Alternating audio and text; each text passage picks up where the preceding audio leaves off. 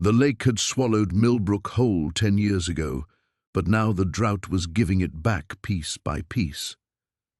Maya Chen stood at the water's edge, her hand pressed against her swollen belly, watching the red brick chimney emerge like a tombstone from the murky depths.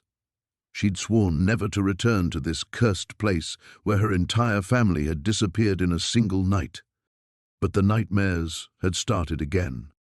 The same dreams that plagued her as a child, whispers calling from beneath the water, shadows moving behind flooded windows, and always that terrible scratching sound coming from the basement walls. As the town's former sheriff's daughter, Maya knew secrets that others didn't. She knew why the evacuation had been so sudden, why some families were warned while others weren't, and why her father had burned his files the night before he vanished. Now, carrying new life inside her, she'd returned because the thing that took her family was stirring again. The receding waters weren't just revealing houses, they were releasing something that had been trapped for a decade. The baby kicked hard against her ribs, as if responding to the proximity of this forsaken place.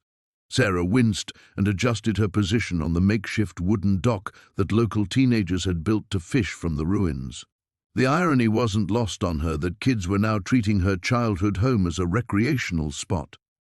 A gentle breeze rippled the surface, and for a moment she could make out the ghostly outline of what had once been Main Street. The old pharmacy's sign was just visible beneath the waterline, its faded red cross wavering like a wound that wouldn't heal.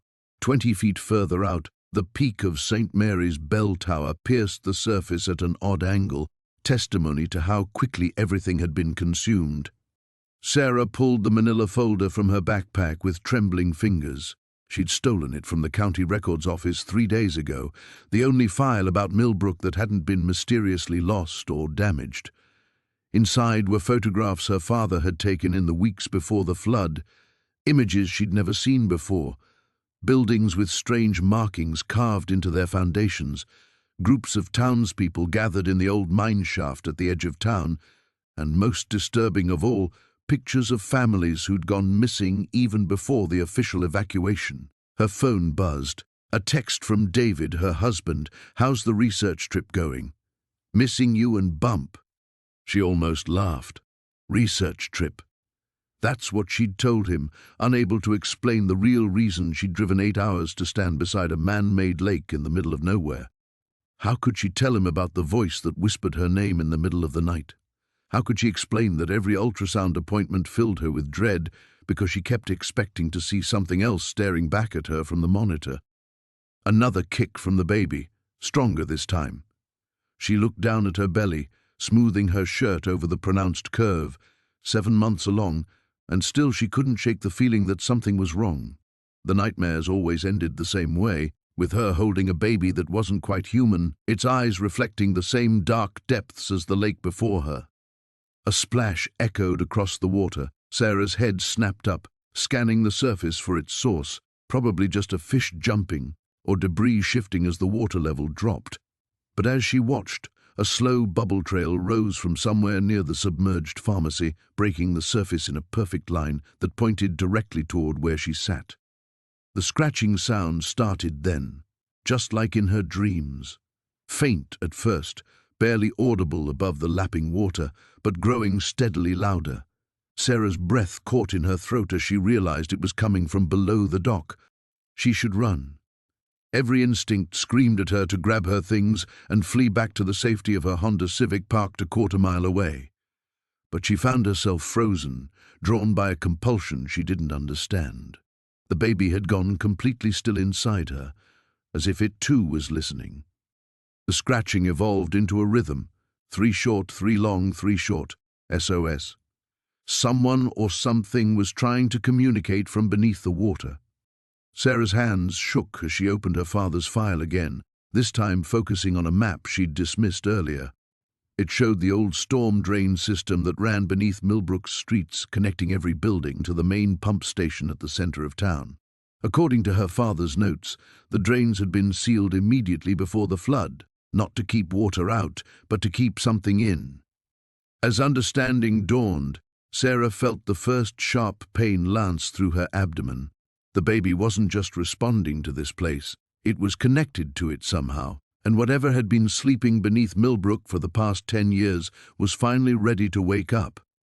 The scratching stopped abruptly, leaving only silence and the gentle lap of water against wood. In that quiet, Sarah heard something far worse than any monster could make. She heard her father's voice, calling her name from somewhere deep below. The water hadn't receded as much as Sarah had hoped. Standing at the edge of what used to be Millbrook's main street, she watched the dark surface ripple in the morning breeze, reflecting broken power lines and the skeletal remains of street lamps. The rental car's engine ticked behind her as it cooled, the only sound besides the gentle lap of water against submerged mailboxes. Her hand moved instinctively to her belly, a protective gesture that had become second nature over the past 6 months. The baby kicked as if sensing her unease. "I know," she whispered. This was probably a mistake. But she was here now, 34 weeks pregnant and standing in the ruins of her childhood, because the dreams had become unbearable. Every night for the past month, she'd woken gasping, the taste of muddy water in her mouth and her sister's voice echoing in her ears. Emma, calling her name from somewhere far below the surface. Sarah pulled her phone from her jacket pocket and scrolled through the photos she'd downloaded from the county website. Aerial shots taken by drones showed the full extent of the flooding. Nearly 70% of the town remained underwater, just as it had for the past decade. The failed dam project had been meant to control seasonal flooding, but instead it had created something else entirely, a permanent lake where a community used to be. According to the photos, her family's house should be about 200 yards out, in water roughly 15 feet deep. She squinted across the expanse, trying to make out any familiar landmarks, but the flood had erased everything. No white picket fence, no oak tree with the tire swing, no front porch where her mother used to shell peas on summer evenings. A splash caught her attention. Something large had disturbed the water near what might have been the old grocery store. Sarah shielded her eyes against the glare, watching concentric circles spread outward from the disturbance.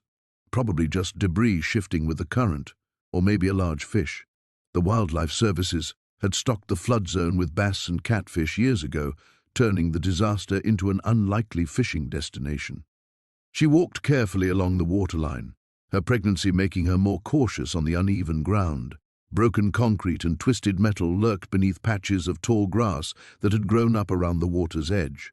The town council had given up on cleanup efforts 5 years ago, declaring the remaining structures too dangerous and expensive to remove.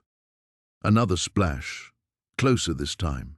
Sarah stopped and really looked at the water. The surface seemed darker than it should be, even accounting for the overcast sky. Something about it reminded her of that night 10 years ago. The way the water had looked almost black as it rushed through their front door, carrying away everything that mattered. Her phone buzzed. A text from David. "How's the closure quest going? Remember you promised to be back by Friday for the doctor's appointment." She started to type a reply, then deleted it. How could she explain that this wasn't about closure? That the dreams felt more like memories trying to surface? That sometimes, in the space between sleeping and waking, she could swear she heard voices calling from beneath the flood? A rhythmic splashing made her look up. Someone was rowing a small boat across the water, heading in her direction. As it drew closer, she could see it was an elderly man with weathered hands and kind eyes. He raised a hand in greeting. "You're not from around here?" he called out as he approached the shore. "Nobody local comes to look anymore." Sarah helped him pull the bow of the boat onto the muddy bank. "I used to live here. Before the flood." His expression shifted, becoming more guarded. "Didn't many folks make it out whole. I'm sorry for whatever you lost." "My family," she said simply. "My parents and my little sister. They never found." She gestured vaguely toward the water. The old man was quiet for a long moment, studying her face. "You're Sarah Whitmore," he said finally. It wasn't a question. She nodded, surprised. "How did you—" "I was on the rescue cruise that night. Pulled 7 families out of the water, but we couldn't reach your street in time. The current was too strong. And there were complications." "What kind of complications?" He glanced toward the water, then back at her belly. "Ma'am, I don't think you should be out here in your condition, especially not alone. These waters, they're not natural anymore. Haven't been for a long time." Before Sarah could ask what he meant, something bumped against the bottom of his boat with enough force to rock it sideways. The old man grabbed his oars and pushed off from shore with sudden urgency. "Go home," he called over his shoulder as he rowed quickly away. "Whatever you came here looking for, it's better left alone." But as Sarah watched him disappear across the dark water, she knew she couldn't leave. Not yet, not when she was finally close enough to find the truth. The water had receded enough by morning to reveal the skeletal remains of Main Street, though puddles still reflected the grey sky like scattered mirrors. Elena stood at the edge of what used to be the town square, her breath forming small clouds in the cold air.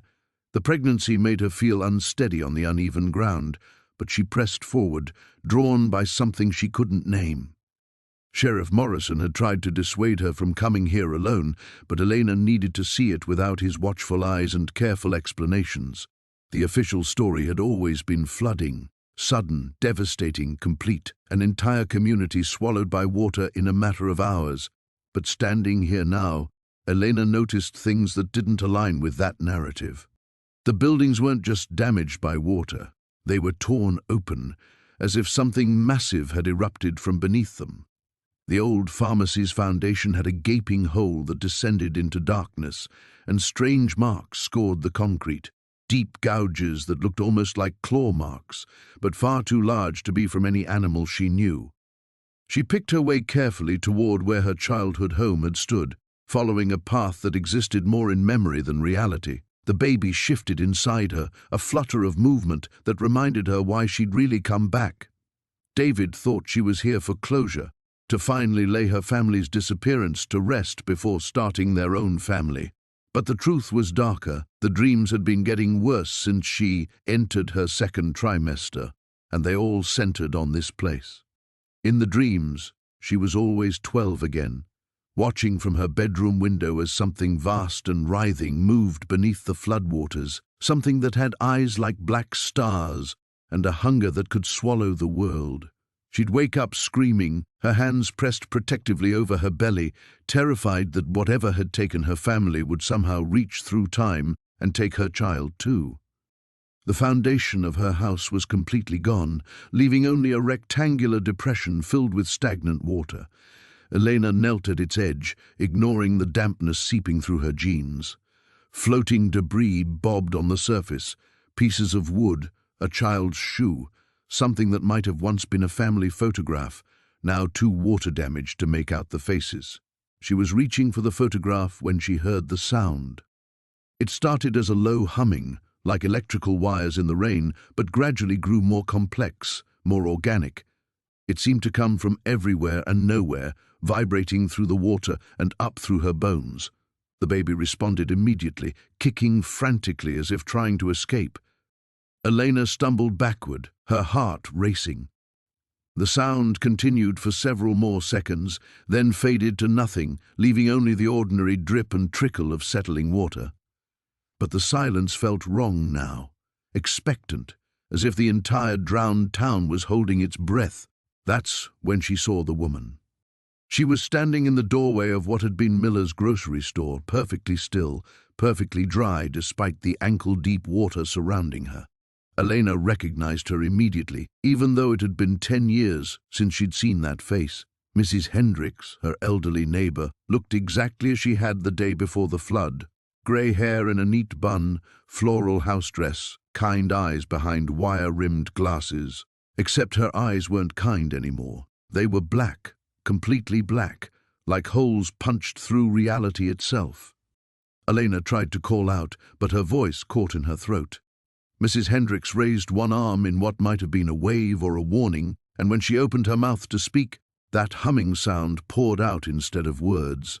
The sound wrapped around Elena like cold water, seeping into her thoughts, and suddenly she could understand it. "Come home," the sound whispered. "Come back to us. Bring the child." More figures began emerging from the ruins. Elena recognized them all. Mr. Patterson from the hardware store, the teenage Johnson twins, little Sally Morrison, who couldn't have been more than 5 when she disappeared. They were all wrong in the same way Mrs. Hendricks was wrong, their eyes black voids, their movements too fluid, too synchronized. They began walking toward her, their feet making no splash in the water, and Elena finally found her voice. She screamed and ran, crashing through puddles and stumbling over debris, her hands instinctively protecting her belly. Behind her, the humming grew louder, more insistent, and she could hear David's voice calling her name, though she knew he was miles away. She didn't stop running until she reached her car, fumbling with keys that seemed to slip through her trembling fingers. In the rearview mirror, she could see the figures standing in a perfect line where the town square had been, watching her leave with their impossible eyes. The baby had stopped kicking, and that terrified her more than anything else. The water had dropped another foot overnight, leaving behind a slick residue that caught the morning light like oil.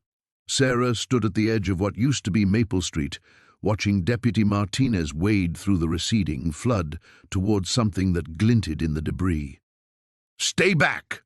he called, but his voice carried an uncertainty that made her stomach clench. She'd heard that tone before, 10 years ago, when the search team started finding empty clothes instead of bodies. The object Martinez approached was metallic, roughly the size of a car door, but curved in a way that seemed wrong. As he got closer, Sarah could see symbols etched into its surface, not quite letters, not quite pictures, but something that made her eyes water when she tried to focus on them. "What is it?" she shouted. Martinez didn't answer. He'd gone completely still, staring down at the thing. Then, without warning, he stumbled backward, splashing frantically toward shore. His face had gone chalk white. "We need to call this in," he gasped when he reached her. "We need to call everyone. The state police, the FBI, whoever handles." He stopped, seeming to realize he didn't know what category this fell into. Sarah was already moving toward the water. Something about the metal fragment pulled at her, like a half-remembered melody or the echo of a voice from childhood. The baby kicked sharply, as if protesting, but she couldn't stop herself. "Sarah, no!" Martinez grabbed her arm. "You didn't see what I saw." "What did you see?" His grip tightened. "There's something underneath it, something that was attached to it." He swallowed hard, "something that looks like it was meant to hold people." The words hit her like ice water, but instead of fear, she felt a strange sense of recognition. In her dreams over the past decade, she'd sometimes glimpsed metal corridors and curved walls, places that felt both alien and intimately familiar. She'd always assumed they were manifestations of grief, her mind creating prisons to explain where her family had gone. "How many people?" she heard herself ask. Martinez stared at her. "What? How many people could it hold?" "I don't know. Maybe a dozen. Maybe more." "Sarah, why would you—" The sound that cut him off wasn't quite human. It echoed from somewhere beneath the water, a low harmonics that seemed to vibrate through the ground itself. Both of them froze. "That's been happening all morning," Martinez whispered, "ever since the water level dropped enough to expose that thing." Sarah's hand went instinctively to her belly. The baby had gone still, as if listening. The sound came again, longer this time, almost like a call. Without thinking, she found herself humming along, a melody she'd never heard before but somehow knew perfectly. Martinez backed away from her. "How do you know that tune?" She stopped humming, shocked at herself. "I don't. I've never—" But that wasn't true. She had heard it before, in the deepest parts of her dreams, where her mother's voice would sometimes reach her across an impossible distance.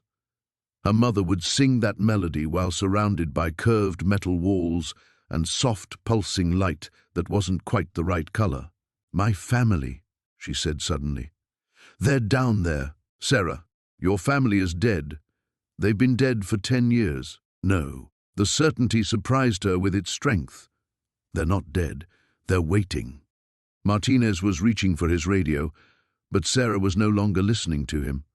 The humming sound was getting stronger, more complex, and she could hear harmonics within it that sounded almost like voices, almost like her mother's voice.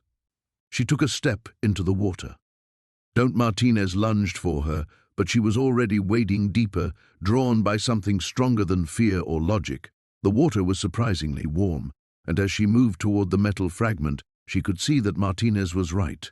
There was definitely something larger beneath it, something that the receding flood had only partially revealed. The humming grew louder, more welcoming, and underneath it, she could swear she heard her name being called in a voice she'd thought she'd never hear again. "Sarah, please," her mother's voice seemed to whisper from the depths. "Come home." Behind her, Martinez was shouting into his radio, calling for backup, for boats, for anyone who might know how to handle a situation that fell so far outside normal experience. But his voice was fading, becoming distant and unimportant. Sarah took another step deeper, and the metal fragment pulsed with a soft, bioluminescent glow. The baby kicked once, hard, and then settled into a rhythm that matched the humming from below. She was almost close enough to touch the curved metal when she felt the first gentle pull of current around her ankles, as if the water itself was guiding her toward whatever lay hidden in the depths of her hometown's flooded heart. The rain had stopped, but the silence it left behind felt heavier than the storm itself. Sarah stood at her kitchen window, watching the floodwaters lap against the foundation of the house across the street. The Hendersons had lived there once. Now their front door hung open like a gaping mouth, dark water flowing in and out with each gentle current. She pressed her palm against her belly, feeling the baby shift restlessly inside her. Even unborn, it seemed to sense the wrongness of this place. The manila envelope from the sheriff's office lay unopened on her kitchen table. She'd been avoiding it for hours, but the edges seemed to glow in her peripheral vision, demanding attention. Finally, she turned away from the window and sat down, her fingers trembling as she broke the seal. The photographs spilled out first. Crime scene photos from 10 years ago, back when Sheriff Morrison was just a deputy and the water levels were normal. Her family's house looked so different in the pictures, windows intact, the wraparound porch still attached, her mother's garden visible in the background. But it was the photos of the basement that made her breath catch. The concrete walls were cracked but dry, revealing a space she'd never seen flooded before. In the corner, circled in red ink by some long-ago investigator, was a section where the concrete looked different, newer, hastily poured. A handwritten note was clipped to the back, anomalous concrete work discovered during investigation, unable to excavate due to structural concerns. Recommend follow-up when water recedes. The water had never receded, not until now. Sarah's phone buzzed against the table. A text from an unknown number. "The basement is open. Come alone." Her heart hammered against her ribs. She looked out the window again, scanning the empty street. No one was visible, but that didn't mean no one was watching. The sender could be anywhere, in one of the abandoned houses, behind the rusted cars that dotted the neighborhood like metal islands, or even closer. Another text, "Your family is waiting." The phone slipped from her fingers, clattering onto the table. The baby kicked hard, as if trying to escape what its mother was about to do. Sarah knew she should call Morrison, should wait for backup, should do anything except what every instinct screamed against. Instead, she found herself putting on her rain boots. The walk to her childhood home took longer than expected. The floodwater was deeper now, reaching her knees in some places, and the current was stronger than it looked. Debris floated past, pieces of furniture, children's toys, things that had been hiding underwater for a decade, finally freed from their muddy graves. As she got closer to the house, she could see that the front door was indeed open, just like in the text. The porch had partially collapsed years ago, but enough remained to create a makeshift dock above the waterline. She hauled herself up, water streaming from her boots. The interior was a maze of shadows and strange shapes. Furniture had shifted and rotted, wallpaper hung in long strips like dead skin, and everything smelled of mold and something else, something sweet and wrong that made her stomach turn. But it was the sound from below that stopped her cold. Scraping, rhythmic and deliberate, like someone digging. The basement stairs were partially submerged, but the water level had dropped enough to reveal the landing. Sarah descended carefully, her hand gripping the railing so tightly her knuckles went white. Each step took her deeper into the smell, deeper into the wrongness that seemed to pulse from the very walls. The basement was larger than she remembered, stretching back into shadows that her phone's flashlight couldn't penetrate. But she could see the corner from the photograph clearly now. The newer concrete had crumbled away completely, revealing a dark opening in the earth beyond. The scraping had stopped. "Hello?" she called out, her voice barely above a whisper. Something moved in the hole, not the quick dart of an animal, but the slow, deliberate movement of something that had been waiting. A pale hand emerged first, fingers too long and joints bent at impossible angles. Then an arm, clothed in the rotted remains of a floral dress she recognized. "Mom?" The word escaped her lips before she could stop it. The thing that pulled itself from the hole wore her mother's face, but wrong. The features were stretched, distorted, as if someone had tried to recreate them from a half-remembered dream. Its eyes were black pools that reflected no light, and when it smiled, she could see that its teeth had grown into sharp, yellowed points. "Sarah," her mother's voice, but layered with harmonics that made her bones ache. "You came back. We've been waiting so long." More hands emerged from the hole. More familiar faces twisted into nightmare shapes. Her father, her younger brother Tommy, all of them reaching for her with eager, grasping fingers. The baby kicked frantically as Sarah stumbled backward, her scream echoing off the basement walls. The basement stairs groaned under Sarah's weight as she descended into the flooded lower level of her childhood home. The water reached her knees, murky and cold, carrying debris that brushed against her legs like phantom fingers. Her flashlight beam cut through the darkness, illuminating patches of peeling wallpaper and waterlogged furniture that had once been familiar. She waded toward the far corner where her father's workshop had been, remembering how he'd spend hours down here, hammering and sawing late into the night. The sound had always comforted her as a child, a rhythmic lullaby that meant Daddy was home and all was well. Now the silence felt oppressive, broken only by the gentle lap of water against the walls. Something pale caught her eye, floating near what remained of his workbench. Sarah reached for it, her fingers closing around waterlogged paper. A photograph, its edges dissolving but the image still partially visible. She held it closer to the light and gasped. It was her family, but wrong somehow. Her parents stood with 3 children instead of 2, herself, Tommy, and a third child she didn't recognize. A girl with dark hair and hollow eyes who seemed to stare directly through the camera lens. Sarah's hands trembled as she studied the image. How could there be a photograph of a sister she'd never had? The baby kicked hard, as if sensing her distress. Sarah pressed her free hand to her belly, trying to calm both herself and the life growing within her. The movement felt different now, more urgent, almost frantic. She needed to get out of the water, needed to think clearly about what this photograph meant. As she turned to leave, her foot struck something solid beneath the surface. She probed with her toe, feeling the outline of what seemed like a wooden box. Against every instinct screaming at her to flee, Sarah took a deep breath and plunged her arm into the murky water. Her fingers found smooth wood about the size of a shoebox. She lifted it carefully, surprised by its weight. The lid had swollen from water damage but remained intact, held shut by a small brass latch that had somehow resisted the years of moisture. Back in the kitchen, Sarah set the box on the table and dried her hands on her shirt. The brass latch opened with a soft click that seemed unnaturally loud in the empty house. Inside, wrapped in what had once been oiled cloth, lay a collection of items that made her blood run cold. More photographs, dozens of them, all featuring the same unknown girl at different ages, the child playing in their backyard, sitting at their dinner table, sleeping in what looked like Sarah's own bedroom. In every image, the rest of the family appeared normal, happy even, but the girl's presence felt like a cancer. Something that didn't belong yet had somehow inserted itself into their lives. Beneath the photographs lay a birth certificate. Sarah's vision blurred as she read the name Rebecca Marie Thorne.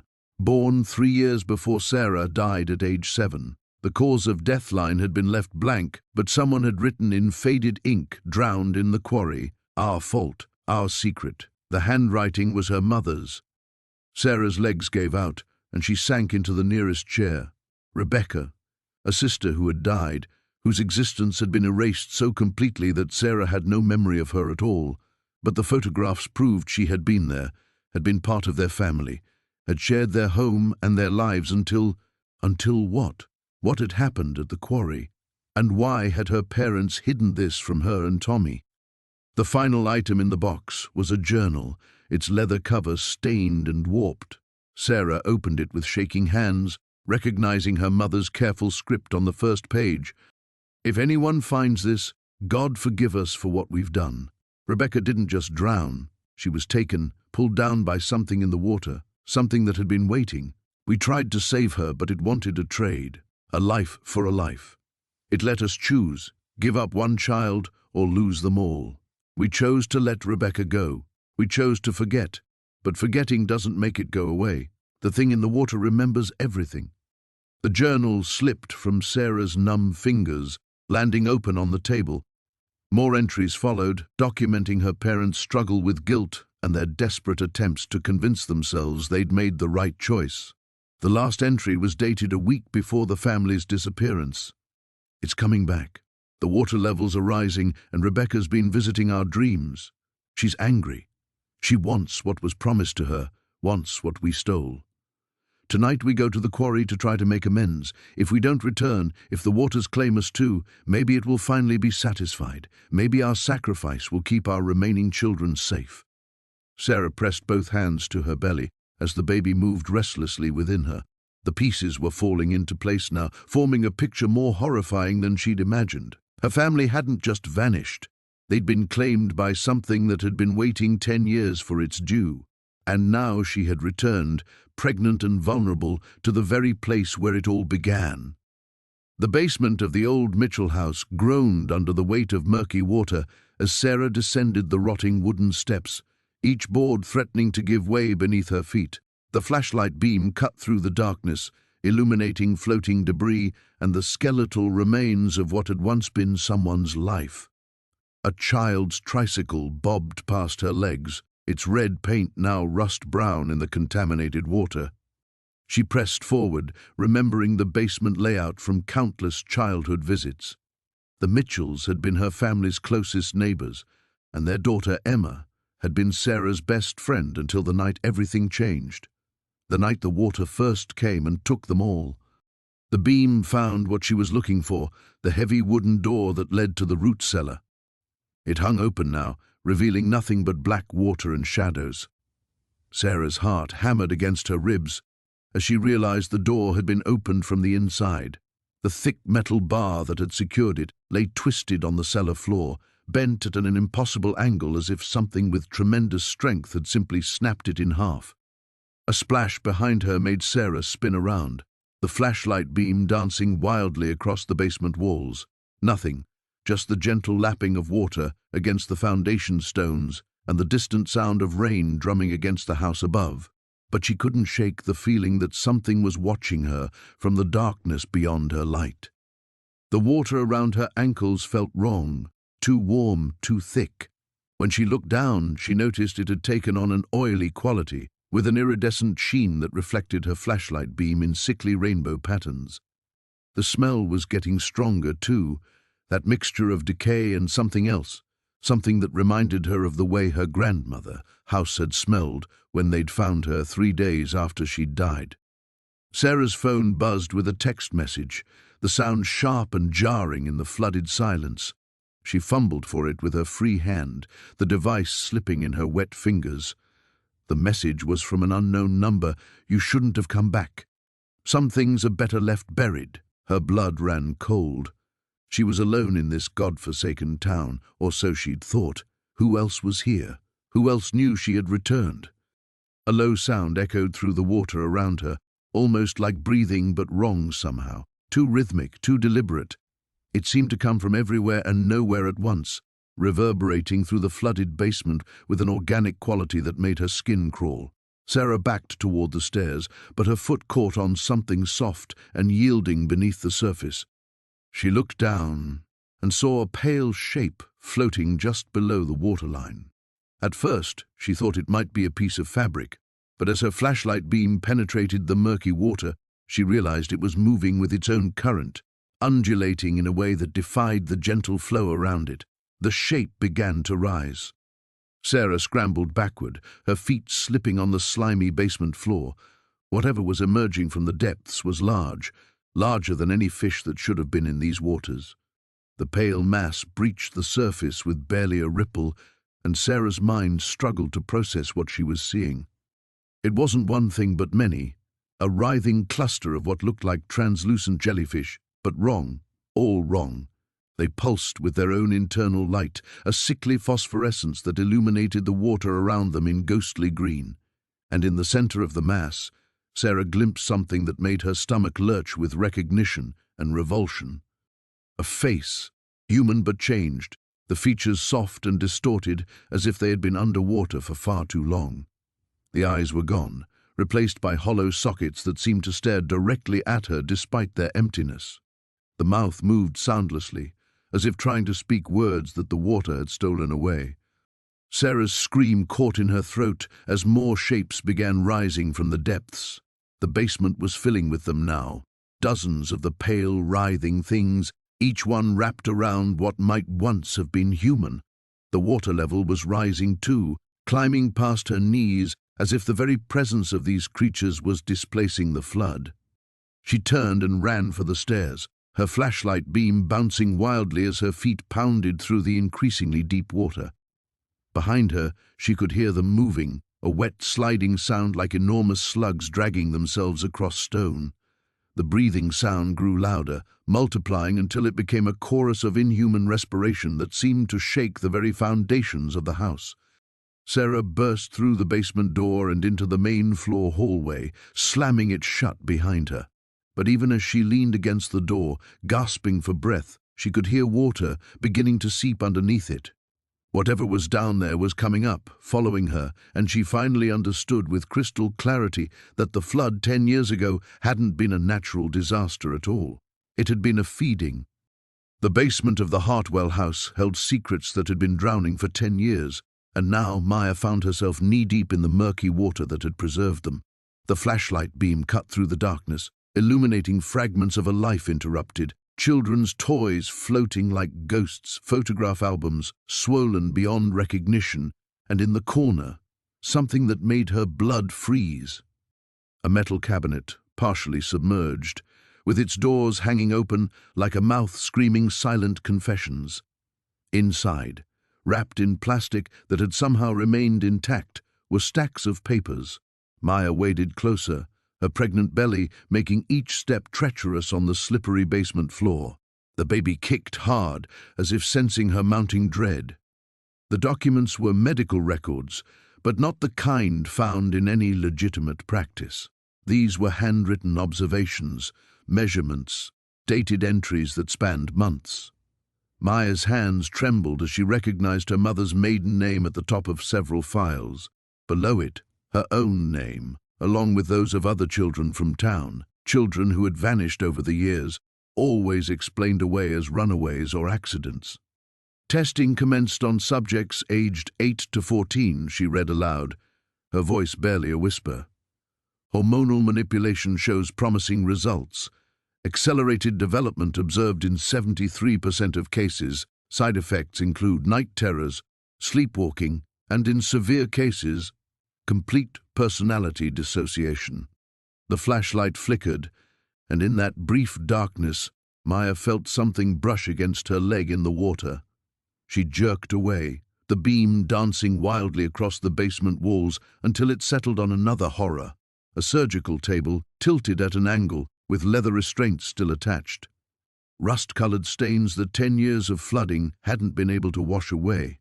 Dr. Hartwell hadn't been treating the children of Millbrook. He had been experimenting on them. Maya's phone buzzed with a text from Daniel. Found something at the mill. Don't go anywhere alone until I get back. But she was alone, standing in a madman's laboratory, holding evidence of atrocities that her mind could barely process. The town hadn't been evacuated because of flooding. The dam hadn't failed by accident. Someone had orchestrated the disaster to hide the truth. She photographed every document she could reach, her phone's camera flash creating stark, horrifying snapshots of the evidence. As she worked, fragments of buried memories began surfacing. The white room she'd dreamed about wasn't a dream at all, it was real. The needles, the men in masks, the feeling of being watched, studied, measured, her mother's increasingly frantic behavior in the weeks before the flood, the hushed phone conversations that stopped whenever Maya entered a room. A sound from upstairs made her freeze. Footsteps, slow, deliberate, moving across the floor above her head. Maya clicked off the flashlight and pressed herself against the basement wall, her heart hammering so hard she was certain it would give her away. The baby seemed to sense the danger too, going unnaturally still in her womb. The footsteps paused directly overhead, and Maya heard the distinct creak of someone settling into a chair, waiting. Then came a voice, muffled but unmistakable, Dr. Hartwell speaking to someone on the phone. She's here, just as you said she would be. The pregnancy was the perfect lure. A pause, then no. She doesn't remember everything yet, but she's starting to piece it together. The basement will tell her enough. Maya's legs nearly gave out. This wasn't a coincidence. Her return to Millbrook, her pregnancy, even her discovery of the flooded town, it had all been orchestrated. She was being drawn back for a reason, and that reason had everything to do with what Dr. Hartwell had done to her as a child. She fumbled for her phone, trying to text Daniel, but her hands were shaking so violently she could barely type. The screen's glow seemed impossibly bright in the darkness, and she quickly dimmed it, terrified that any light might give away her position. Above her, Dr. Hartwell's voice continued, "The modifications we made are hereditary, yes. That's why we need her now, before the child is born. The next generation will be even more successful if we can monitor the development from the beginning." The truth hit Maya like a physical blow. Her baby, their target, wasn't just her, but the child she carried. Whatever Dr. Hartwell had done to alter the children of Millbrook, whatever genetic changes he had made, they had been passed down. Her unborn daughter was the next step in his experiment. Maya began backing toward the basement stairs, still clutching the waterlogged files. She had to get out, had to warn Daniel, had to run as far from this place as possible. But as her foot touched the bottom step, the wood creaked, and the conversation upstairs stopped abruptly. "Maya?" Dr. Hartwell's voice called down, no longer muffled by the phone. "I know you're down there, dear. We have so much to discuss about your daughter's future."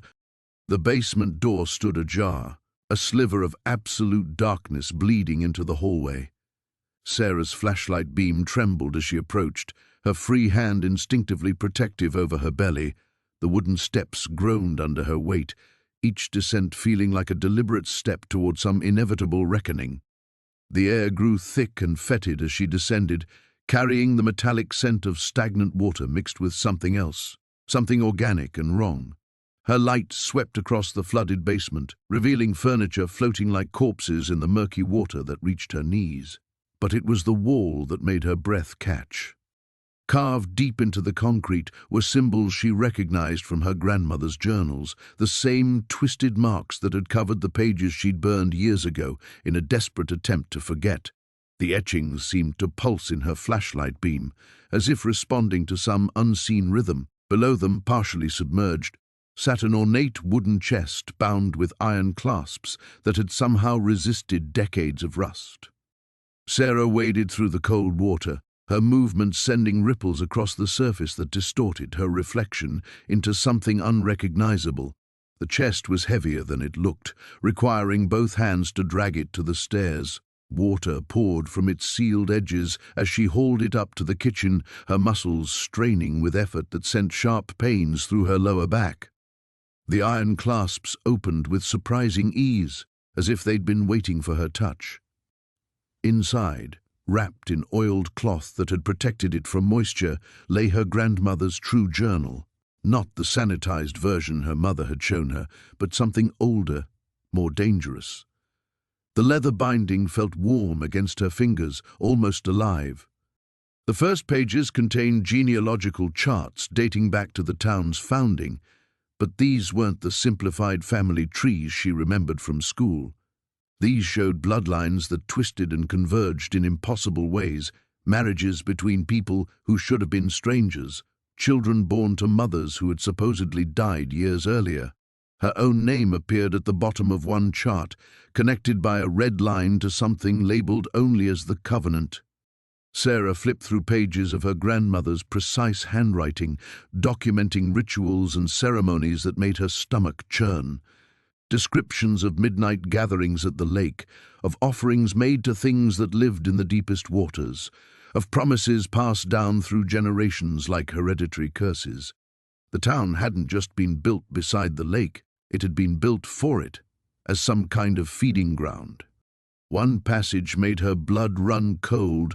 The 13th generation must fulfill the covenant, or all previous sacrifices will have been in vain. The child of our line will carry what must be carried, birth what must be born. The waters are patient, but they will not wait forever.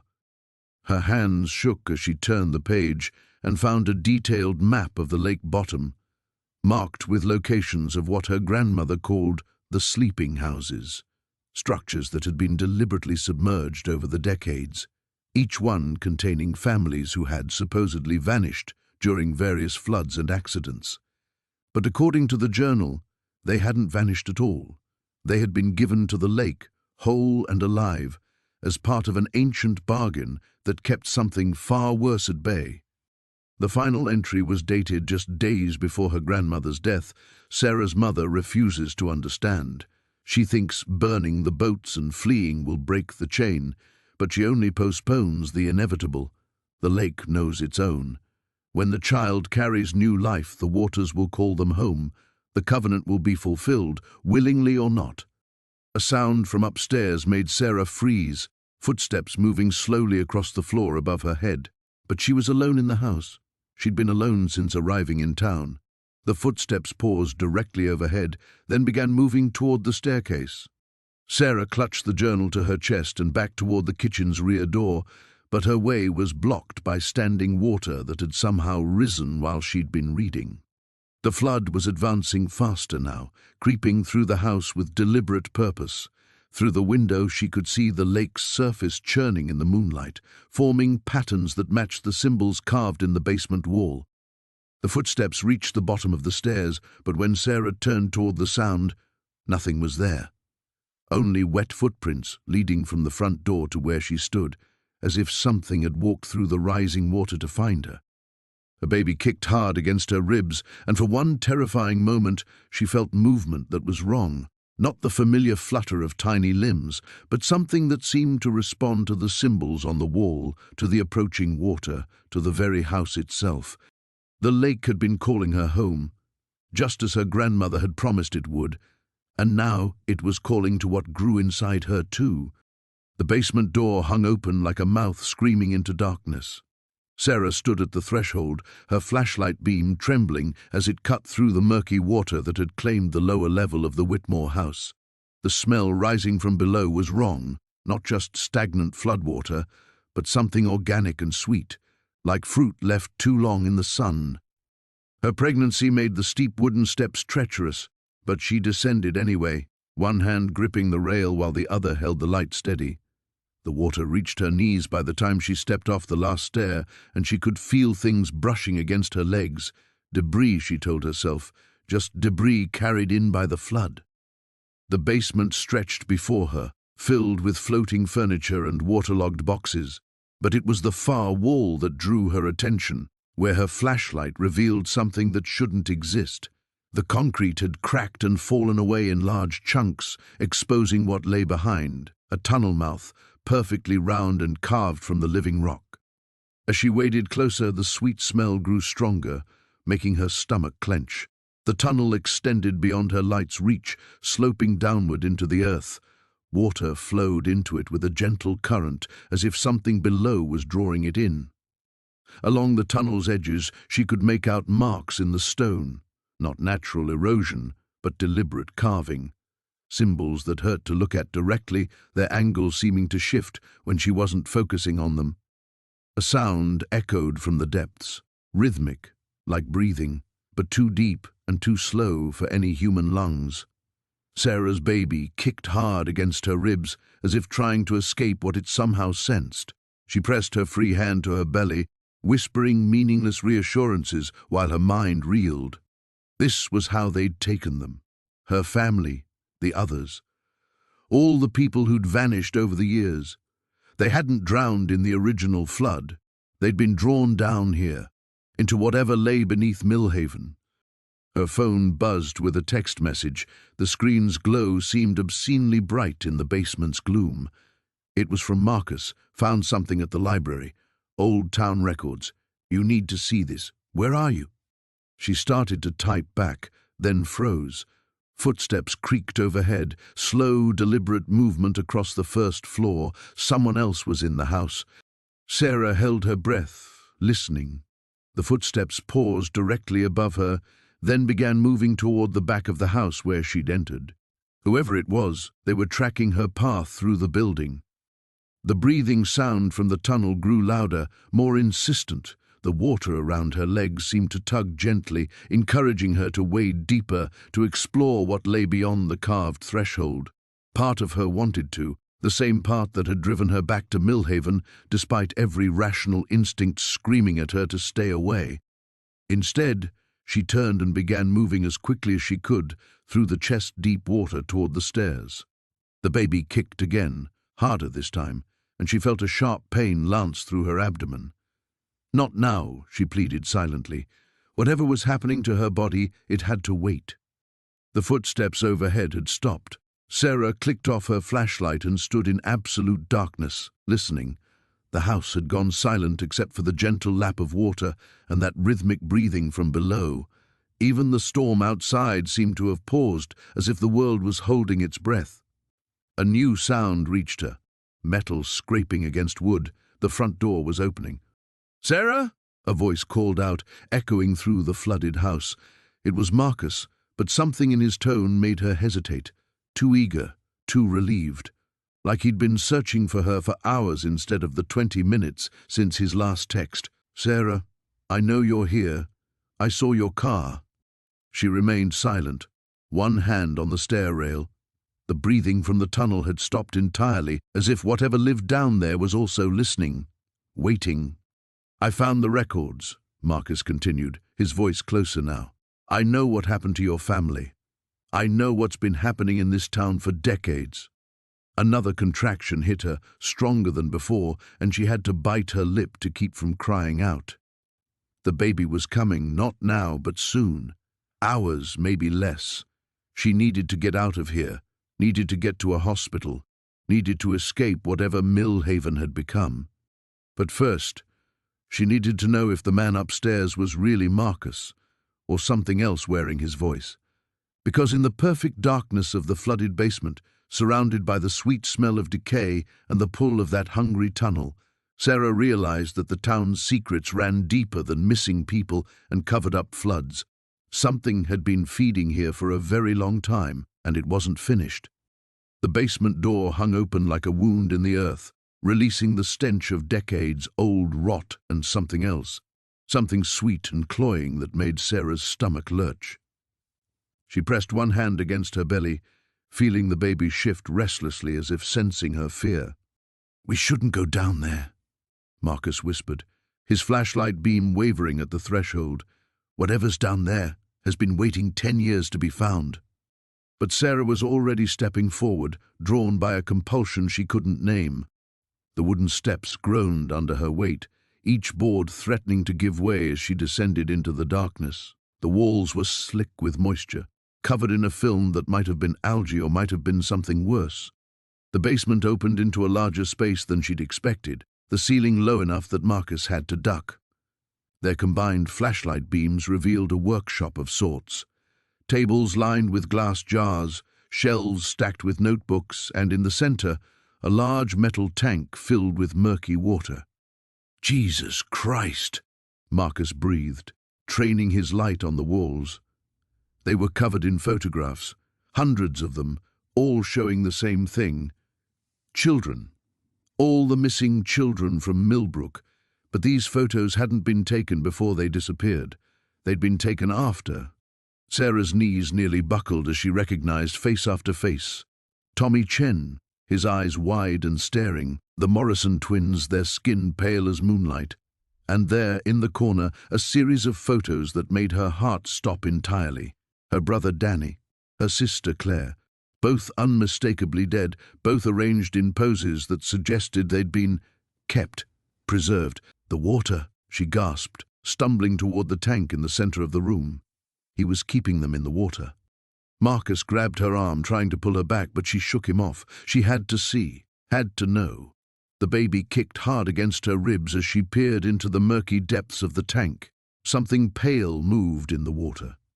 Sarah screamed and jerked backward, colliding with Marcus. The flashlight flew from her hands, its beam spinning wildly before crashing to the floor.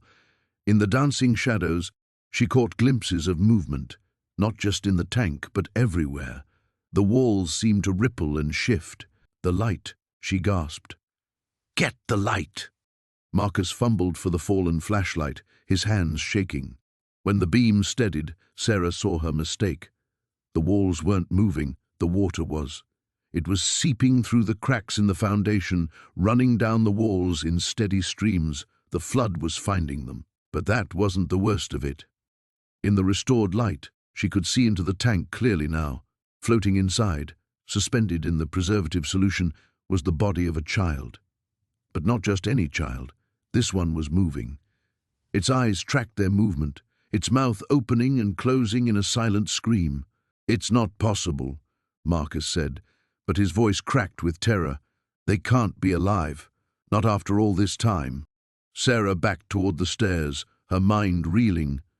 The notebooks on the shelves, she could see now that they were journals filled with meticulous handwriting. Dr. Hendrix's research, his experiments, and in the growing floodwater around their feet, she could see more shapes moving, more children, preserved in whatever hellish process he'd developed, awakened now by the rising water.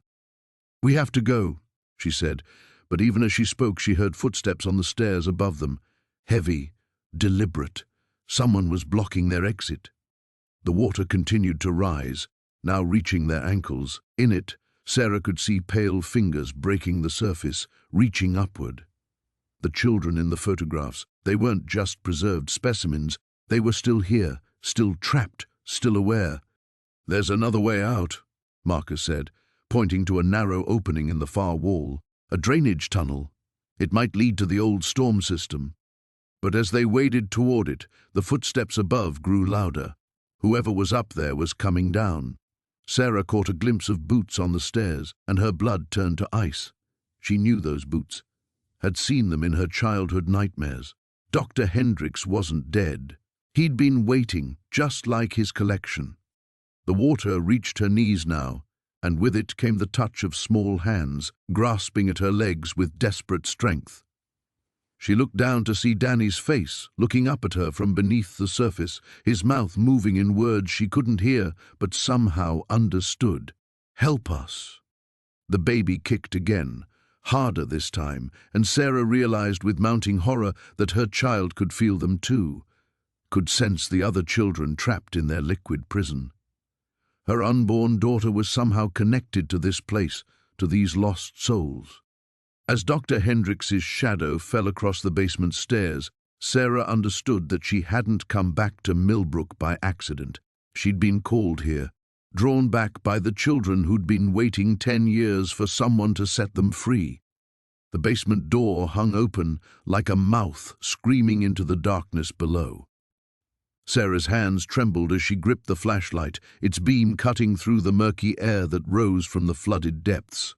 The water had receded enough to reveal the top few steps, but everything below remained submerged in black, stagnant pools. "You don't have to do this," Marcus said behind her, his voice tight with concern. "We can wait for the authorities, for someone else to—" "No." Sarah's voice came out stronger than she felt. "I've waited 10 years. I need to know what happened to them." The wooden steps groaned under her weight as she descended, each footfall echoing in the confined space. The water was ice-cold when it touched her ankles, then her calves, soaking through her jeans and sending shivers up her spine. The baby kicked hard, as if sensing her distress, and she pressed her free hand against her belly in reassurance. Halfway down, the smell hit her, not just the musty odor of floodwater and decay, but something else, something sweet and cloying that made her stomach lurch. She pressed her sleeve against her nose and continued down until the water reached her thighs. The flashlight beam swept across the submerged basement, revealing shapes that shouldn't be there. What had once been her father's workshop was now a grotesque underwater museum. Tools floated like dead fish, and papers drifted in the current like pale phantoms. But it was the wall that made her blood freeze. Where there had once been wooden panels, the flood had torn away the facade to reveal something underneath. A section of concrete blocks had been removed, creating an opening just large enough for a person to crawl through. The edges were rough, hurried, as if someone had smashed through in desperation. Sarah waded closer, her heart hammering against her ribs. The opening led to what appeared to be a small chamber, carved directly into the earth behind the basement wall. Her light illuminated the space beyond, and she saw them. Bones. Small bones, arranged with careful precision on what might have been a makeshift altar. Children's clothes, rotted and disintegrating, hung from hooks driven into the dirt walls. And there, barely visible beneath the waterline, something glinted in the mud. Sarah reached down, her fingers closing around cold metal. When she pulled it up, water streaming from her hand, she nearly dropped the flashlight. It was Emma's locket, the one their mother had given her for her 8th birthday, the one she'd been wearing the night they disappeared. "Sarah!" Marcus called from above. "Are you all right?" She couldn't answer. The implications crashed over her like a wave, threatening to pull her under. This chamber, this hidden space beneath their family home, it had been here all along. Someone had built it, used it, and when the flood came 10 years ago, the water had driven them out, forced them to run. But who, and why, had her family been down here that night? The answer came to her slowly, like a photograph developing in a darkroom. Her father's odd behavior in the weeks before the flood, the way he'd started locking the basement door, the hushed phone conversations that stopped whenever she entered the room. Her father hadn't been a victim of whatever happened that night. He'd been part of it. Sarah backed toward the stairs, clutching Emma's locket so tightly the chain cut into her palm. The water seemed to be rising again, or maybe she was just imagining it, but suddenly the basement felt like a tomb threatening to close around her. She needed air, needed to get out, needed to— Something brushed against her leg. She looked down and screamed. A face stared up at her through the murky water, eyes empty sockets, mouth hanging open in an eternal silent scream. But it wasn't just any face. It was her mother's. The shock sent her stumbling backward, and she nearly lost her footing on the submerged steps. Her mother's body, preserved in the cold, oxygen-starved water, had been floating in this basement tomb for 10 years. Waiting. Sarah scrambled up the stairs, water cascading from her clothes, Emma's locket still clutched in her fist. Marcus caught her as she emerged, his arms wrapping around her shaking frame. "What did you find?" he asked, but she couldn't speak. The pieces were falling into place now, forming a picture so horrific her mind recoiled from it. The ritual chamber, the children's remains, her father's involvement. And somewhere in this flooded town, if the water hadn't carried them away, were the bodies of Emma and Daniel too. But there was something else, something that made her blood turn to ice water in her veins. If her father had been running this sick operation from their basement, if he'd been part of whatever cult or group had been using children for their twisted purposes, then he hadn't died in the flood. He'd escaped, and now that she'd returned, now that she'd discovered his secret, he would come for her too. The baby kicked again, harder this time, and Sarah realized with growing horror that she wasn't just carrying his grandchild. She was carrying his next victim. The basement door hung open like a wound in the earth, revealing stairs that descended into absolute darkness.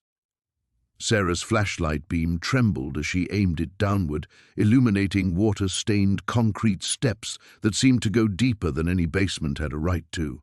The smell that rose from below made her gag, decay and something else, something sweet and cloying that reminded her of overripe fruit. "We shouldn't go down there," Marcus whispered, but his voice lacked conviction. They both knew they had no choice. The answers they'd been seeking lay in that fetid darkness below. Sarah placed one hand protectively over her swollen belly and began her descent. Each step sent ripples through the standing water that covered the bottom 3 stairs, and she could feel the cold seeping through her boots. The walls were covered in a film of mold and algae, patterns that looked almost deliberate in the wavering light. The basement was larger than she'd expected, stretching beyond the reach of her flashlight. What she could see made her stomach lurch. Dozens of photographs hung from wire lines strung across the ceiling, still dripping with fetid water. As she moved closer, her light revealed face after face, all children, all around the same age she and her sister had been when they disappeared. "Jesus Christ," Marcus breathed behind her. "How many are there?" Sarah couldn't answer. She was staring at a photograph of herself at age 8, standing in the town square with her sister Emma. She had no memory of the picture being taken, but there was no mistaking their faces, their clothes, the way Emma's hand rested protectively on Sarah's shoulder. "Look at the dates," Marcus said, pointing to small numbers written in the corner of each photo. Sarah's blood turned to ice as she read them. The dates went back 50 years, but the children in the images hadn't aged. The same faces appeared again and again, spanning decades. A sound echoed from the far end of the basement, a wet, sliding noise like something large moving through water. Sarah's light found a heavy wooden door set into the far wall, its surface carved with symbols that hurt to look at directly. The sound came again, followed by what might have been singing, if singing could sound like drowning. "We need to leave," Marcus said, grabbing her arm, but Sarah shook him off. She was moving toward the door, as if pulled by invisible strings, her feet splashing through the ankle-deep water that covered the floor. The carved symbols seemed to shift in her peripheral vision, rearranging themselves into patterns that made her head throb. As she reached for the door handle, she felt the baby move violently inside her, pressing against her ribs with unusual force. The sensation was so sharp, she gasped and stumbled backward. That's when she saw Emma. Her sister stood in the shadows beside the door, exactly as she had been at age 10, pale nightgown clinging to her small frame, dark hair hanging in wet tangles around her face, but her eyes were wrong, black as the water above them, reflecting Sarah's flashlight beam like an animal's. "You came back," Emma said, her voice carrying the sound of rushing water. "Just like they said you would." Sarah's hand shook so badly the flashlight beam danced wildly across the walls. "Emma? How are you? You can't be—" "The water remembers everything," Emma continued, taking a step forward. Behind her, other shapes moved in the darkness. More children, all wearing the same expression of terrible patience. "Every drop that falls, every flood that comes. We've been waiting so long for you to understand." The baby kicked again, harder this time, and Sarah doubled over with pain. When she looked up, Emma was inches away, her cold fingers reaching out to touch Sarah's distended belly. "It's not yours," Emma whispered, her breath smelling of pond scum and decay.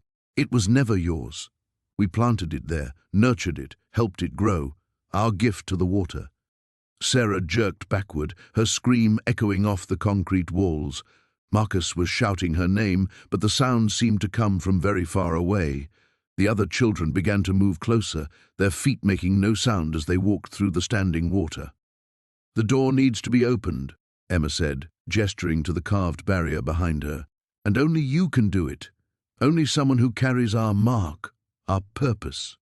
She touched Sarah's forehead with one finger, and images flooded her mind. Generations of women, all pregnant, all brought to this place when the water rose, all opening that door. The baby moved again, and this time Sarah felt something impossible. Tiny fingers pressing against the inside of her womb, as if whatever grew inside her was trying to claw its way out. Marcus reached her then, grabbing her shoulders and pulling her toward the stairs. But Emma's laugh followed them, the sound of drowning made into music as the children began to sing in voices like rushing water. The basement stretched deeper than any house had a right to go. Sarah's flashlight beam cut through the darkness, revealing stone walls that predated the foundation above by decades. Water dripped steadily from somewhere ahead, each drop echoing like a countdown. Behind her, Marcus's breathing was labored. The wound on his shoulder had reopened during their descent down the narrow stone steps, leaving a trail of crimson droplets on the ancient masonry.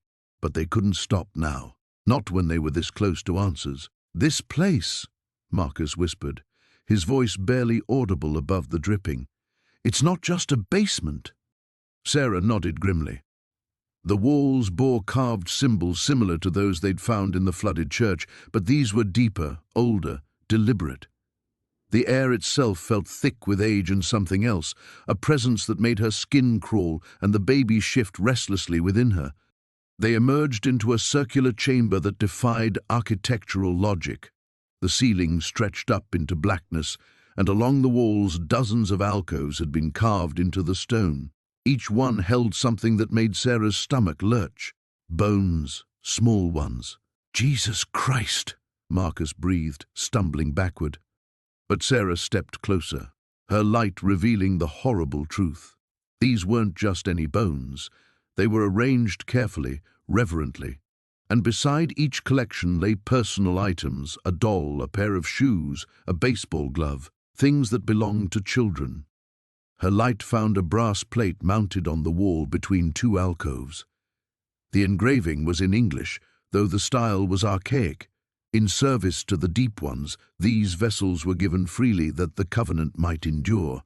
"Vessels," Sarah repeated, the word tasting like poison.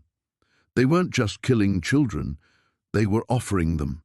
The baby kicked hard enough to make her gasp, and suddenly the pieces clicked into place with sickening clarity. The fertility rituals Eleanor had mentioned, the way certain families in Millbrook had thrived while others struggled. The reason her grandmother had never spoken of this place. "The floods," she whispered. "They weren't natural disasters. They were summoning rituals." Marcus leaned against the wall, his face pale. "Summoning what?" Sarah's light swept across the far end of the chamber, where the stone floor descended into what looked like a natural pool. The water was perfectly still, so black it seemed to absorb her flashlight beam. But there was something in its depths, a phosphorescent glow that pulsed with the rhythm of a massive heartbeat, something that's been sleeping under the town for generations, she said, something that demanded payment for its protection. The water in the pool began to ripple, though neither of them had moved. Concentric circles spread outward from the center, and the glow intensified. "Sarah, we need to leave, now." But she couldn't move. The truth was finally coming together, and she needed to understand. My mother knew, that's why she tried to leave. She was pregnant with me, and she figured out what they intended. The baby kicked again, harder this time, and Sarah felt a warm wetness between her legs. Not blood, water. Clean and surprisingly warm. "My water just broke," she said, her voice oddly calm considering the circumstances. Marcus pushed off from the wall, ignoring his injury. "We're getting you out of here right now." But the entrance they'd come through was no longer there. The stone wall showed no sign of an opening, no seam or crack to indicate a doorway had ever existed. From the pool came a sound like whale song mixed with something far more alien, a deep, resonant calling that seemed to come from the very bones of the earth. The phosphorescent glow erupted upward, and the water began to churn. "It knows," Sarah gasped, another contraction hitting her like a physical blow. "It knows the baby's coming." Something massive moved beneath the surface of the pool. Not quite tentacles, not quite limbs, but appendages that belonged to no earthly creature. The water level began to rise, spilling over the edges of the pool and spreading across the chamber floor. The symbols on the walls started to glow with the same eerie light, and Sarah understood with crystal clarity why her family had vanished. They hadn't been victims, they'd been guardians, protectors of a secret so terrible that they died rather than let it spread.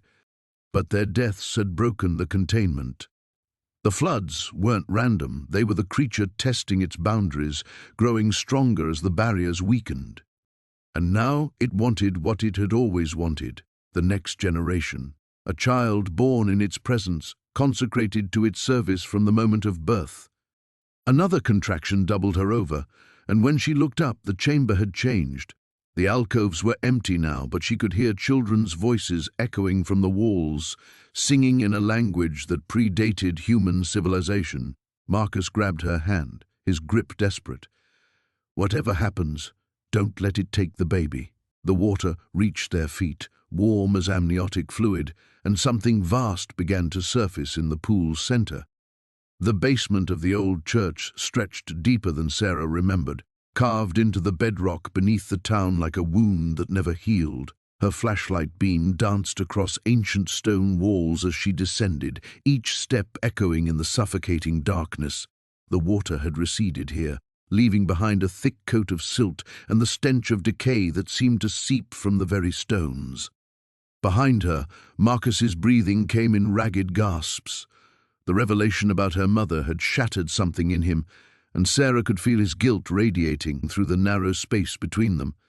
But there was no time for comfort, no space for forgiveness, not when the truth lay waiting in the depths below.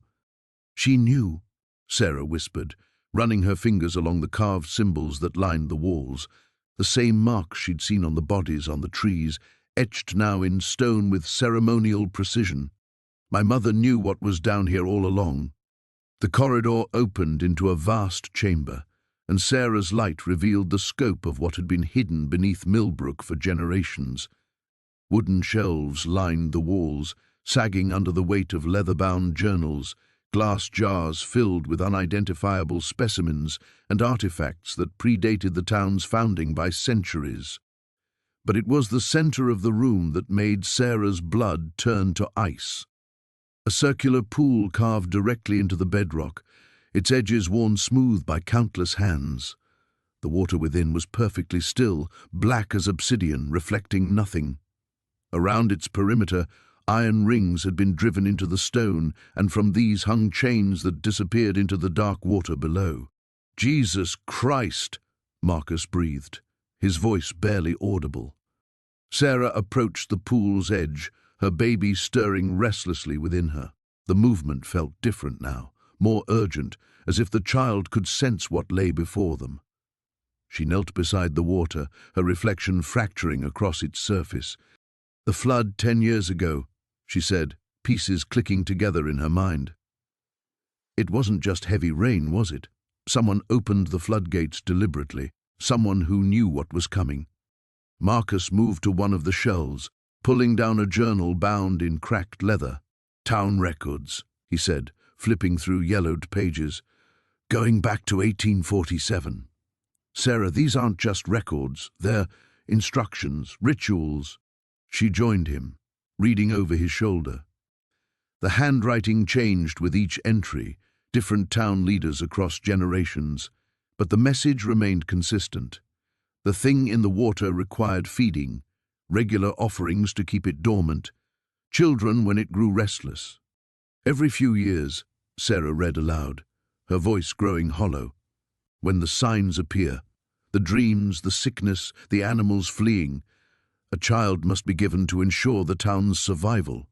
Her hands trembled as she turned the pages, finding entries from the 1980s, the 1990s.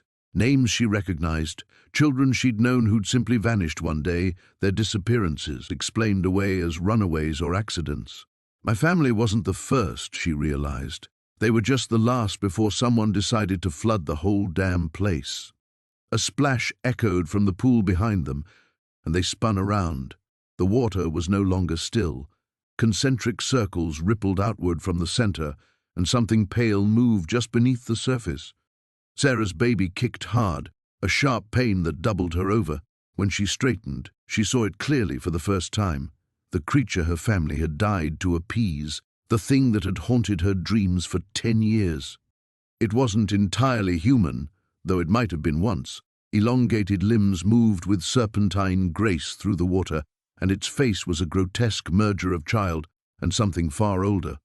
Multiple sets of eyes blinked in sequence along its distended skull, and when it opened its mouth, rows of needle-sharp teeth gleamed in the flashlight's beam. The firstborn, it spoke, and its voice was the sound of drowning children, of desperate prayers never answered. "She returns to us at last." Sarah staggered backward, but Marcus caught her arm. His face had gone chalk white, but his grip was steady. "We need to leave, now." The creature's laughter was bubbles breaking on water, a sound that seemed to come from everywhere at once. "You cannot leave, child of Helen. You carry what we have waited for, what your mother promised us before she tried to deny our covenant."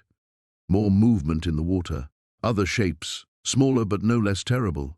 The children who had been fed to this thing over the years transformed into something that served its hunger. "She flooded the town to stop you," Sarah said, understanding washing over her like ice water. "She killed everyone to break the cycle." "And yet you have returned," the creature said, rising higher in the water, "with our prize growing within you. The cycle continues, as it always has, as it always must." Sarah's baby kicked again, and this time she felt something else, a warmth spreading through her body, a strength she didn't recognize. Her mother's final gift, perhaps, or something the child carried within itself. The battle for Millbrook's future was about to begin. The water had receded enough to reveal the truth Sarah had been running from her entire life. Standing at the edge of what had once been Millbrook's town square, she stared down at the exposed foundation of the old church, where symbols carved deep into stone glowed with an otherworldly phosphorescence. The same symbols she'd been drawing unconsciously since childhood, the same symbols that covered every surface of the basement she'd discovered beneath her family's house. "You remember now, don't you?" Eleanor's voice drifted across the muddy expanse. The elderly woman stood among the ruins, no longer the frail figure Sarah had first encountered. Her spine was straight, her eyes bright with terrible knowledge. "You always were the most sensitive of the children." Sarah's hand instinctively moved to her swollen belly as the baby kicked frantically, as if sensing the danger that permeated this place. "What did you do to us?" "What we had to do." Eleanor's smile was gentle, motherly, and completely chilling. "The old ways demanded sacrifice, Sarah. Your family understood that in the end." The memories came flooding back like the waters that had once claimed this town. She was 8 years old again, following her parents and younger brother down into that hidden chamber beneath their house.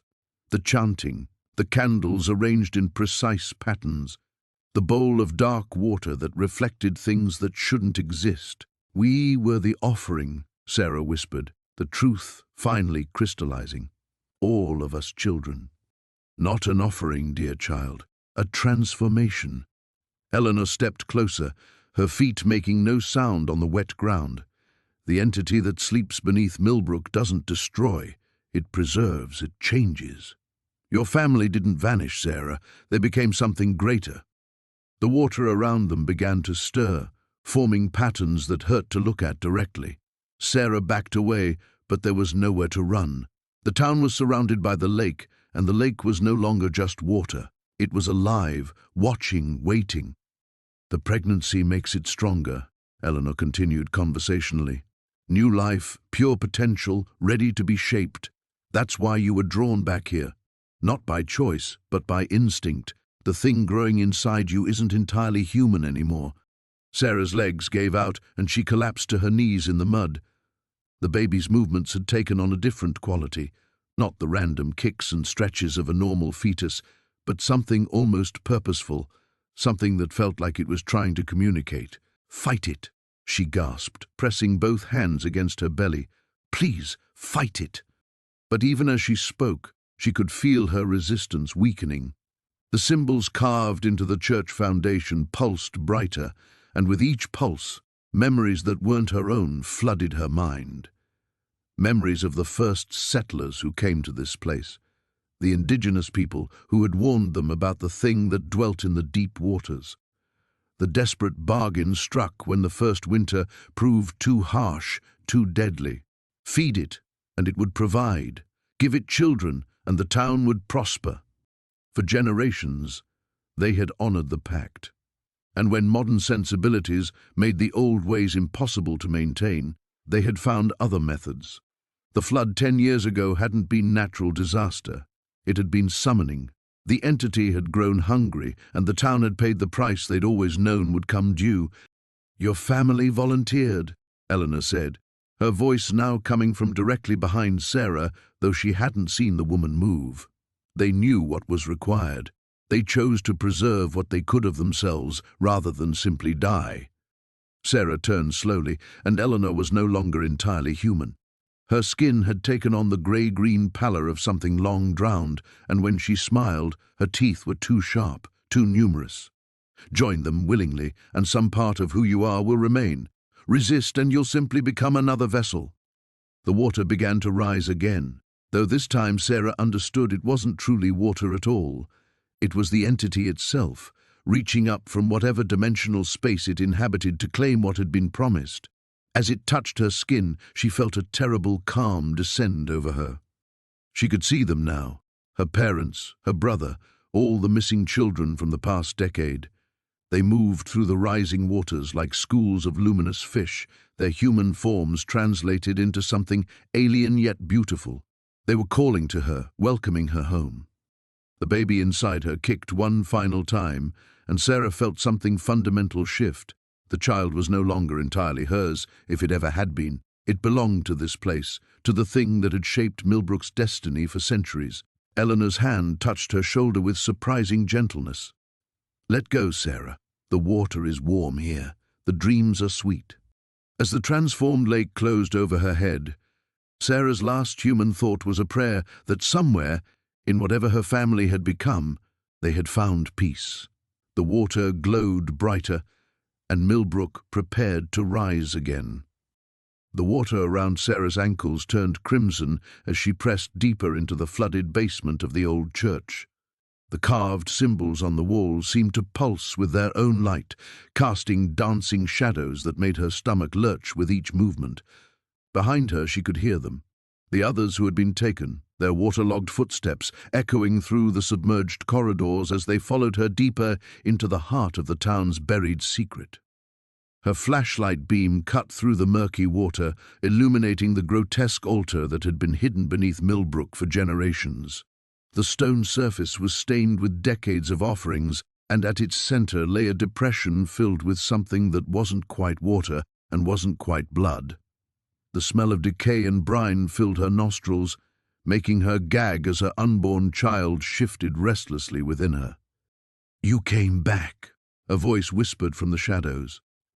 Sarah spun around, her light catching the pale face of her sister Emma, unchanged after 10 years beneath the water. Emma's eyes held no warmth, only the cold depth of something that had been claimed by whatever dwelt in the flooded spaces between the living and the dead. "Emma." Sarah's voice cracked with a decade of grief. "I thought you were dead." Emma's laugh was like water over broken glass. "Death is such a simple concept, isn't it? But the old ones who built this place, they knew better. They knew that some hungers transcend such trivial boundaries." The water level was rising faster now, reaching Sarah's knees as more figures emerged from the surrounding chambers. She recognized faces from the missing persons reports, neighbors who had vanished during the Great Flood, all of them pale and dripping, their eyes reflecting an alien intelligence that made her skin crawl. "The floods weren't accidents," Emma continued, moving closer through the dark water. "They were harvests. Every few years, when the town grew too comfortable, too forgetful, the waters would rise and claim what was promised. But you left, Sarah. You took yourself and that precious burden away from where you belonged." Sarah's hand instinctively moved to her swollen belly as she backed against the altar. "You're talking about my baby." "Our baby," Emma corrected, her smile revealing teeth that were too sharp, too numerous. Did you really think you could escape what runs in our blood, what our family has fed to the depths for generations? Mother knew. That's why she brought us here that night 10 years ago. That's why she led us down into the water when the floods came.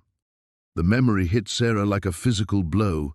Her mother's strange behavior in the days before the flood, the way she had insisted they all come to the old church basement to wait out the storm. She had assumed her mother was trying to protect them, but now she understood the terrible truth. They hadn't been seeking shelter, they had been making a pilgrimage. "The child will be born in the water," Emma said, her voice taking on a ceremonial cadence that echoed off the submerged walls. "It will breathe the sacred depths and carry our covenant forward into a new age. The town above will flood again, and this time it will never recede." Sarah felt contractions beginning, sharp and insistent, as if her body was responding to Emma's words. The water around her legs grew warmer, and she realized with horror that something vast was moving beneath the surface, stirring in response to her presence. Tentacles thick as tree trunks brushed against her calves, and she suppressed a scream. "Fight it all you want," Emma whispered, reaching out with fingers that ended in what looked like small, writhing appendages. "But you're already changing. You've been changing since the moment you set foot in the flooded streets. Did you think the water was just water? That breathing it, drinking it, letting it seep into your skin wouldn't have consequences?" Sarah looked down at her hands and saw the truth in the pale phosphorescence that seemed to emanate from beneath her skin. The thing growing inside her kicked with unusual strength, and she felt it respond to the proximity of whatever ancient presence dwelt in these depths. The contractions intensified, and Sarah doubled over as the water reached her waist. Around her, the gathered figures began to chant in a language that predated human speech, their voices harmonizing with the sound of rushing water and the deep, rhythmic pulsing that seemed to come from the earth itself. "Don't fight it," Emma said, her hand now resting on Sarah's shoulder with unnatural warmth. "Our family has served faithfully for so long. Now it's time for the next generation to take its place in the depths."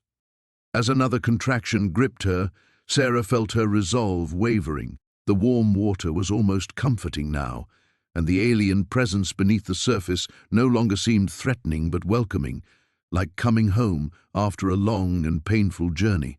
Above them, she could hear the sound of the town flooding once again, and she knew there would be no escape this time. The water had receded just enough to reveal the truth she'd been running from her entire life. Sarah stood at the edge of what had once been Miller's Pond, her hands pressed against her swollen belly as the baby kicked restlessly inside her. The ancient stone altar rose from the muddy bottom like a broken tooth, its surface carved with symbols that seemed to writhe in the dim morning light. Around its base, partially buried in silt and decay, lay the bones of her family. But they weren't victims, they were offerings. "You understand now."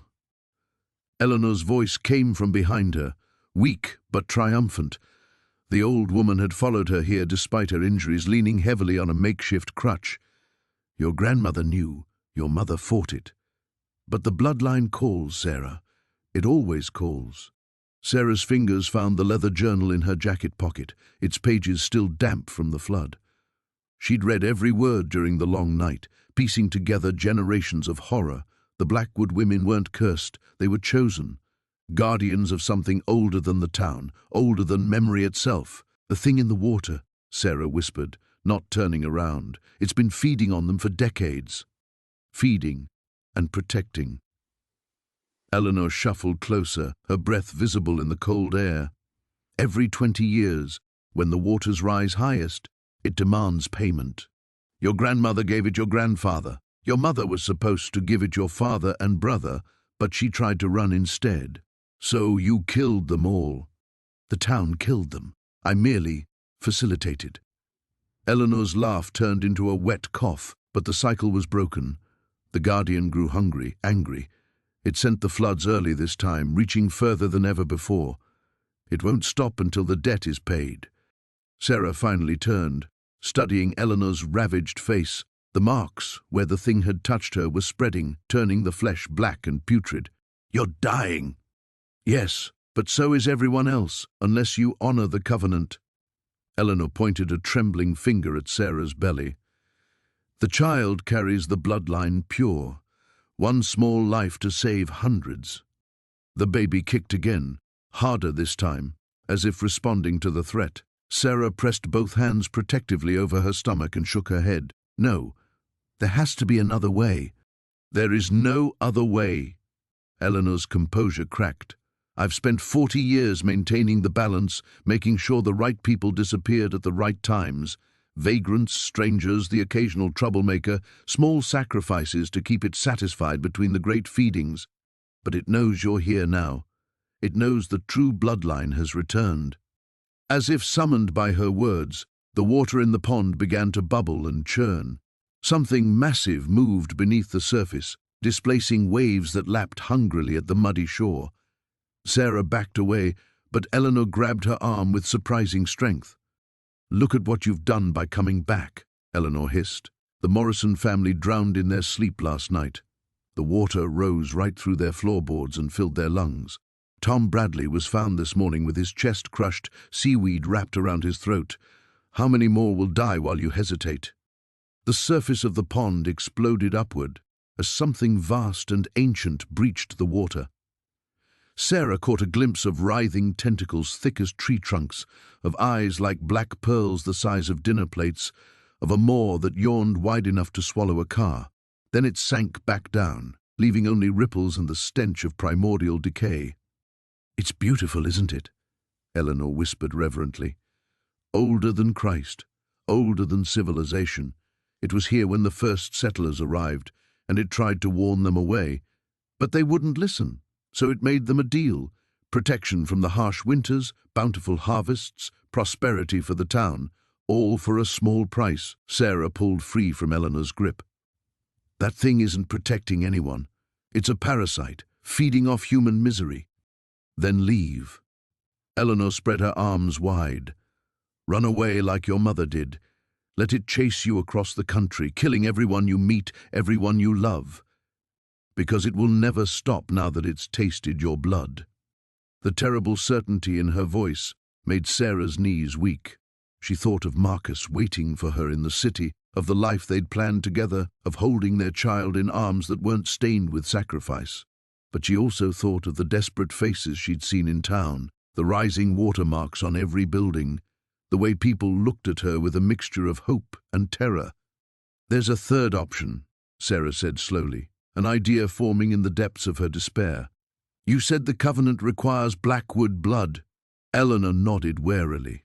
Sarah smiled, and for the first time in days it felt genuine. Then it's going to get exactly what it wants.